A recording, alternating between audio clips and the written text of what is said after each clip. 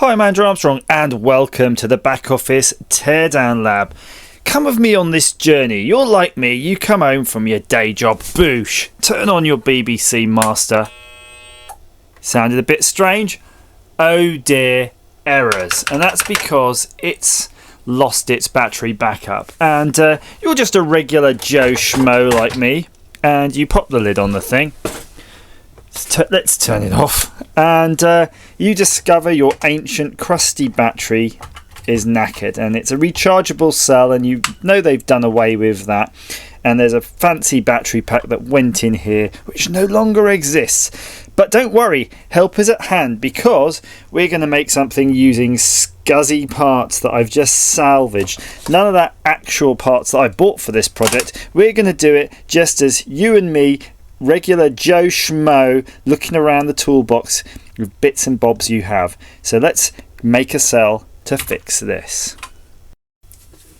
So the first thing you want to do, rather obviously, is take the lid off your BBC Master, having unplugged it first, and of course considering, by the way, buying a PSU recapping kit, because it might be on its last legs. Anywho, first thing you want to do though is locate the battery. You'll either have a cell pack here, and I'll do a separate video showing you how to replace that one if that's the one you've got, but basically it's the same technique, but this one is going to be a little bit trickier, but tiny bit trickier. Don't even worry about it. First thing to do is take out the old lithium cell. So there you go, Venture Technology.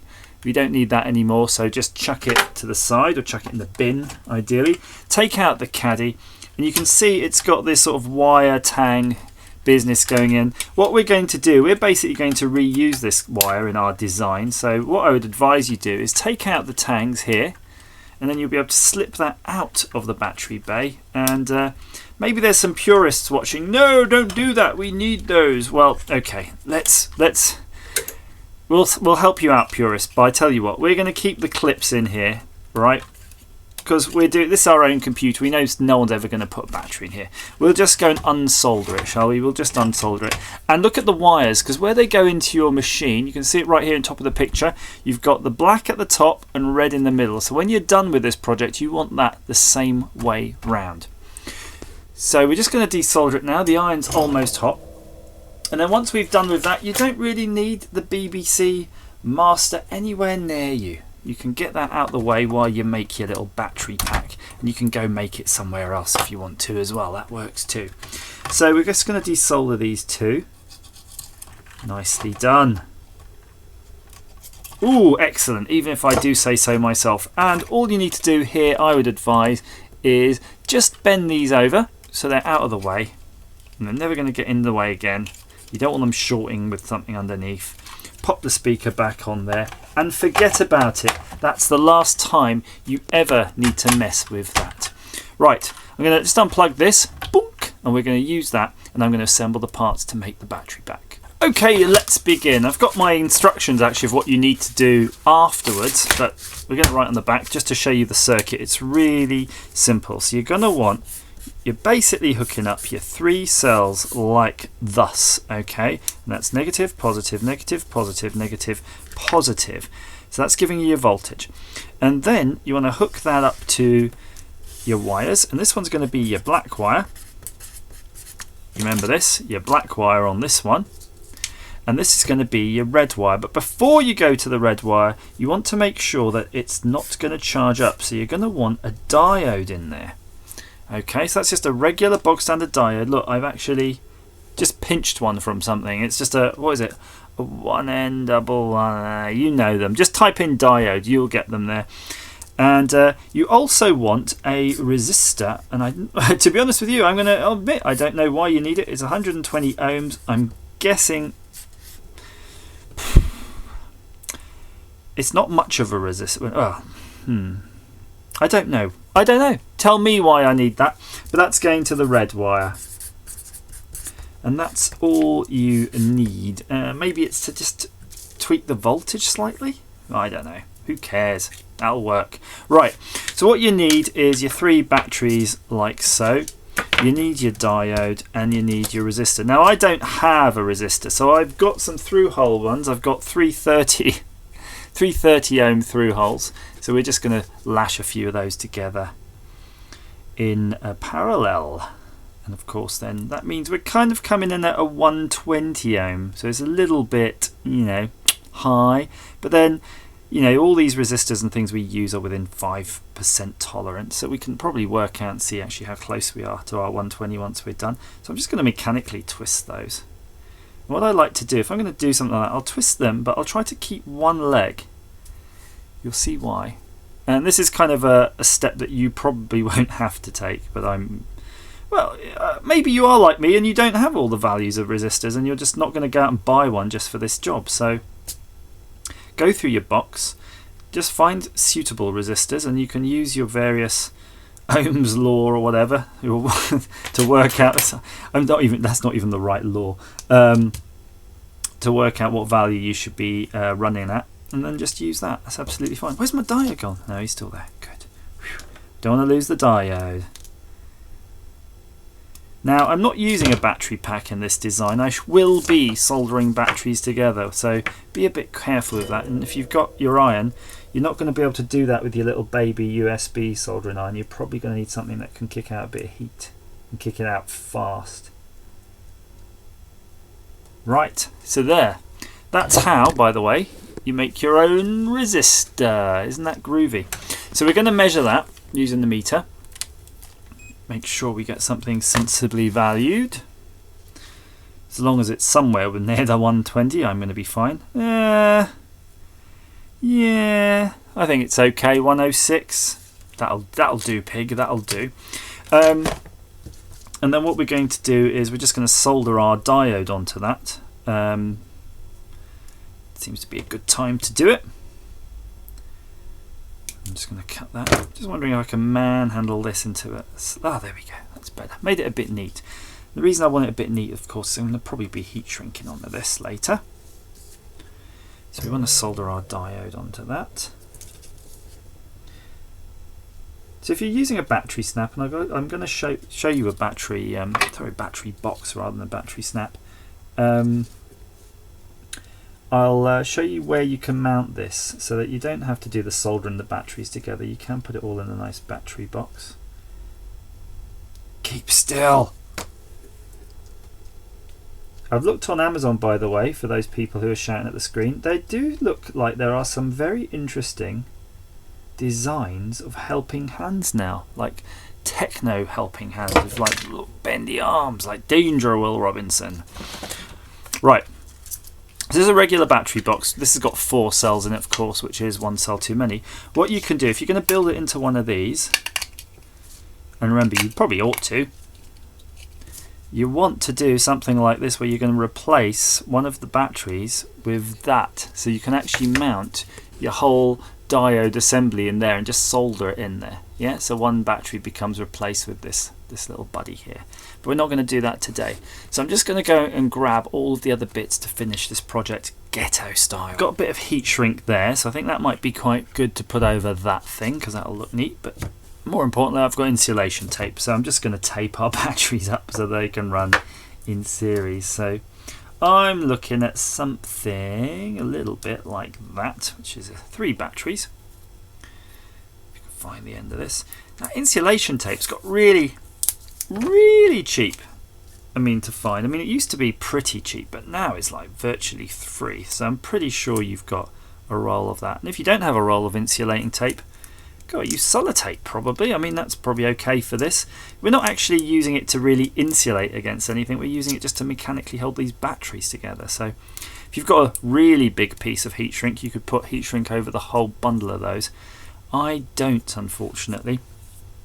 So what I'm going to do is just solder the poles together. So you have to be a little bit careful in how you're going to do this.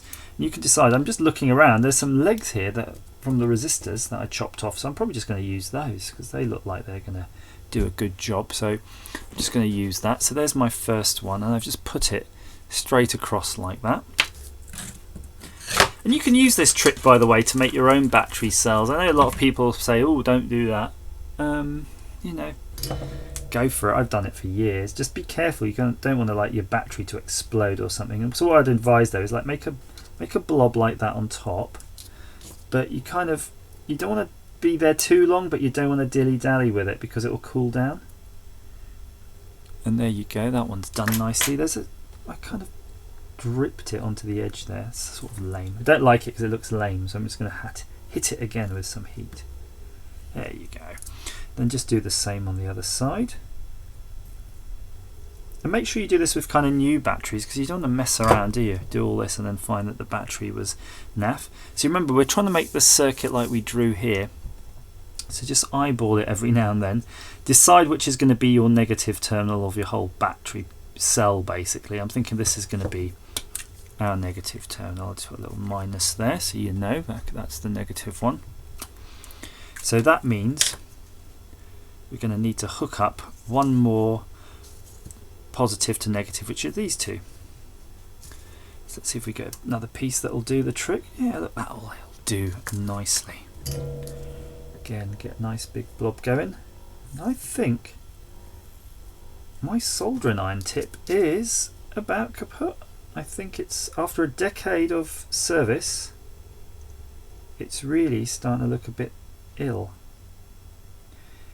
And the reason, yeah, is you can see there's like a hole in it now. It's kind of worn a hole through the side of it. So that's going to be sad. We'll have to do like a little, you know,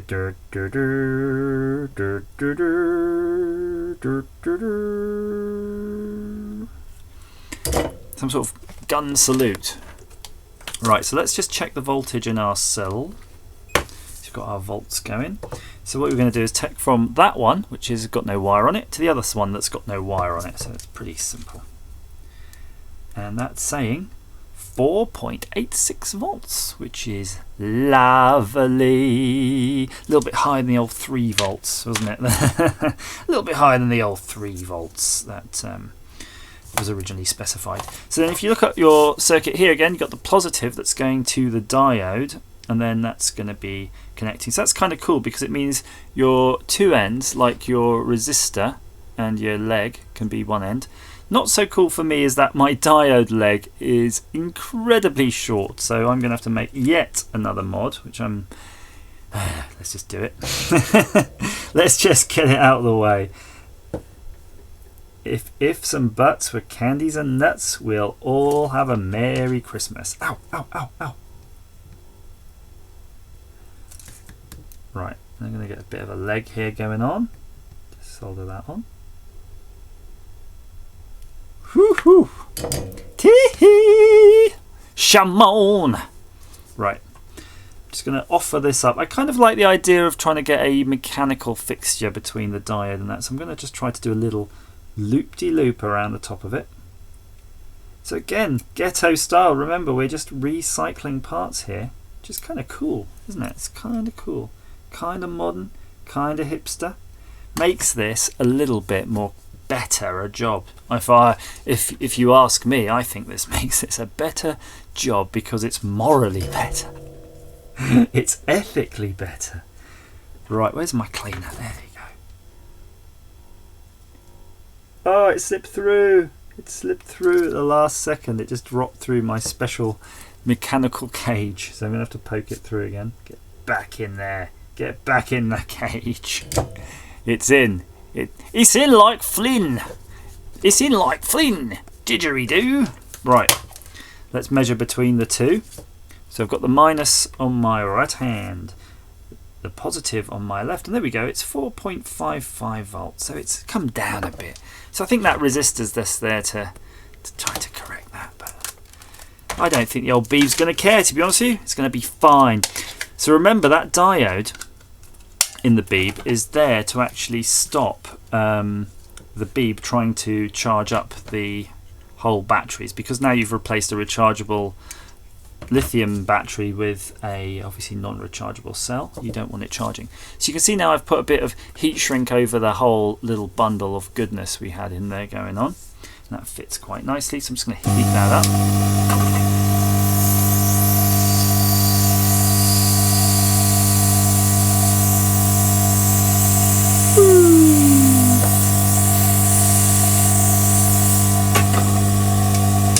do. So I think now that could that'll benefit from a lasher tape. And remember, the whole thing we're probably going to just tape over and over and over and over and over and over again. So now our diode pack is nice and secure. So that's our positive. So now we get our wire, and you get the two ends. You got the black and you got the red. So the one that's going to be the slightly tricky one in the black, so we'll start with that one, because of course it's going straight to the battery. But are we lucky that batteries are made out of a material that can be soldered, really? So many things don't take solder well. And then we've got to do this one, which is our positive. So I'm just tinning the end in there. You can see it. It's you know, you could do this with a nice bit of heat shrink on it as well. You say, why aren't you doing it with heat shrink? Well, the reason I'm not doing it with heat shrink is because there's so many exposed ends on this thing. We're going to have to like bundle the heck out of it anyway. So it's going to be covered up by the time we're done. So I think I'm going to do a few, you know, longitudinal. I'm trying to remember. Is this literally longitudinal, or am I just making that up? I have to look at them. Remember geography books? Latitude, longitude. One is the long way round. Remember, I remember that because I go, but remember it's longitude because it's the long way round. And I'm like, well, which way's the long way round the planet? Because surely whichever way you go is the same, isn't it, on a sphere? I probably got detention for that. I would have, I'm sure. I was not very good in me classes, I have to admit. Look at that. Isn't that looking good? This is looking like something that if Elon Musk is watching, he's going to be going, oh, Andrew, get your ass down over here to no, where are they? Are they in San Francisco or are they in LA? Get over here to wherever we happen to be right now and come and design us the new Model Z battery or the new Model Y. And I'll be like, yeah, okay. No problemo. And I'll say it that way too.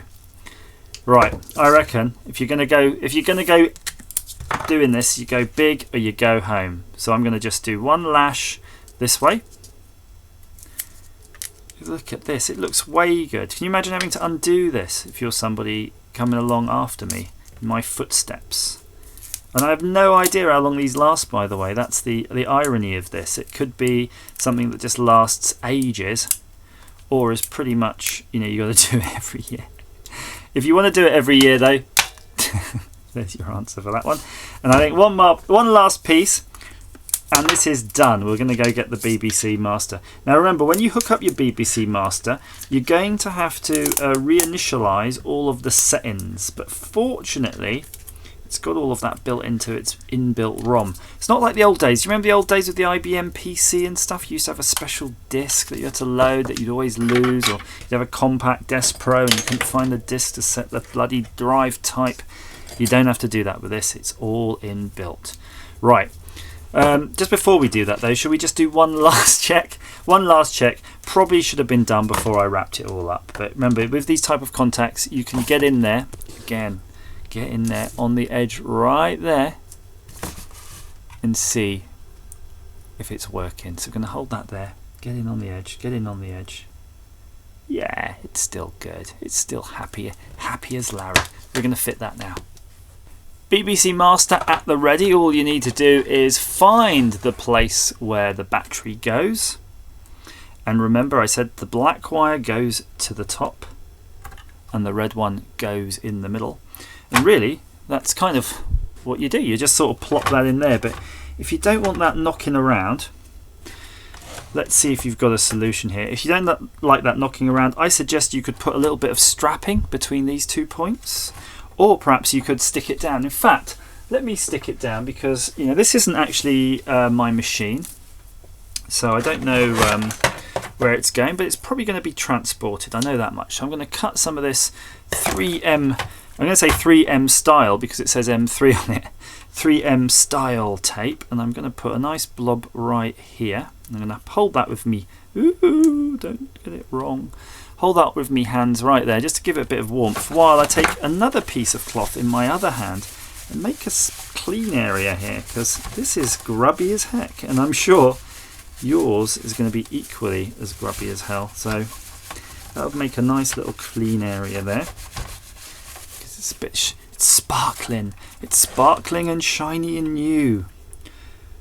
I'm going to try to get this edge off this tape. Now this tape is a nightmare. If you do have this, by the way, getting the edge off it is bloody trouble, but it is worth persevering with it, because it's a weird tape. It doesn't seem particularly sticky. You can see here that it seems more keen on sticking to that tape, the backing tape, than actually the object, but it settles down. That's the whole beauty of this tape. It's got a weird magic to it where it'll settle down after a while. I'm going to push that right there, get that in. Look, it will not go anywhere, trust me. Once that actually cures, that's going to stay there for a long time until someone comes and yanks that. So all that remains after that is, of course, to put the lid on and program your commands in. And I'm just going to show you them on the screen. Let's get that all in. And if you get your RGB wire, look, I've got the old RGB wire. I'm really cooking here. RGB, bang. I'm actually going to type them in, and you're not going to really see me typing. There's not much to see, but I'm going to show you the process, and that's the main bit here. And of course, be careful with your computer, because these lids have lots of little bits that can break. So turn it on. Did it? So it came on. Now find your instructions on the web, but basically the one you want to know, it's really simple. I'm going to zoom in on it while I type it in for you. Here's the trick. Before you do that, actually, press Control and C and then hit break. Okay? Then you'll get a thing on the screen that says, "This is not a language." That'll let you actually enter commands. And then I'm going to zoom in on these, and you can see the commands themselves. And I'll tell you as I'm typing them in. I know it takes. So just do co.board for co.no-boot, co.caps, co.data for. Now all these things, where was I? Delay 50.